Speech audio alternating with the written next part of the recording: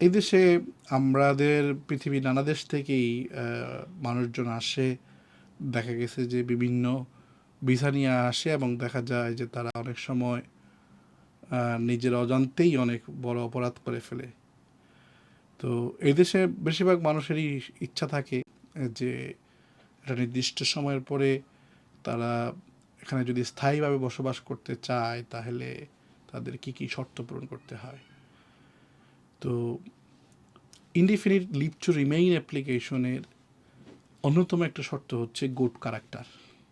অর্থাৎ আবেদনকারীর যদি ক্যারেক্টার ভালো না হয় তাহলে সেই গ্রাউন্ডেও কিন্তু হোম অফিস চাইলে তার ইনডিফিনিট লিভ টু রিমেইনের আবেদন রিফিউজ করতে পারে।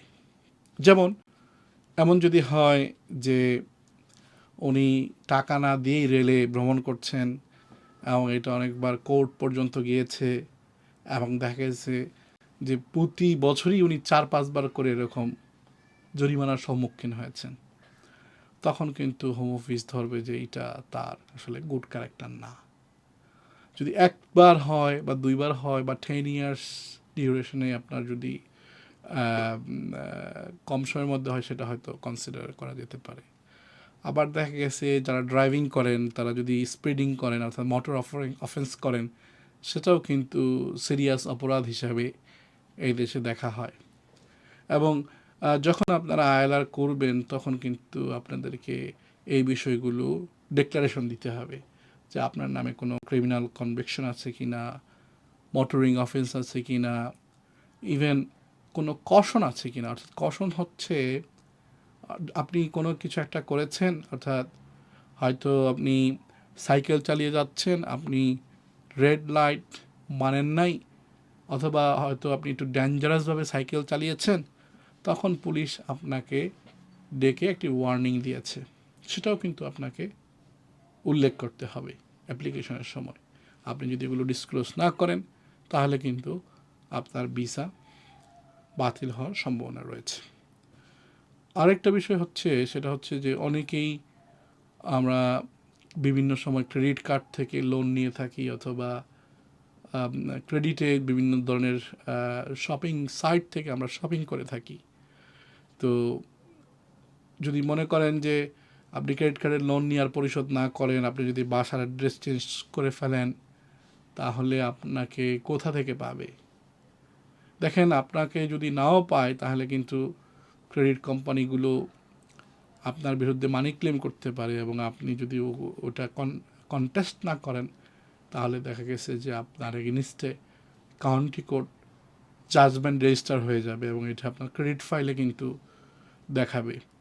যদি এরকম সিসিজি আপনার নামে হয় তাহলে কিন্তু এই দেশে আপনার ক্রেডিট রেটিং নষ্ট হয়ে যাবে। আপনি কোনো ফাইন্যান্সিয়াল এই দেশে দেখা গেছে ব্যাংকের লোন পাওয়া, ক্রেডিট কার্ড পাওয়া অথবা ব্যাঙ্ক অ্যাকাউন্ট খুলতে অনেক সময় অসুবিধার মুখে পড়বেন এবং আপনার নামে যদি সিসিজি থাকে সেখানে কিন্তু আপনার আইএলআর অ্যাপ্লিকেশন রিফিউজ করার সম্ভাবনা আছে।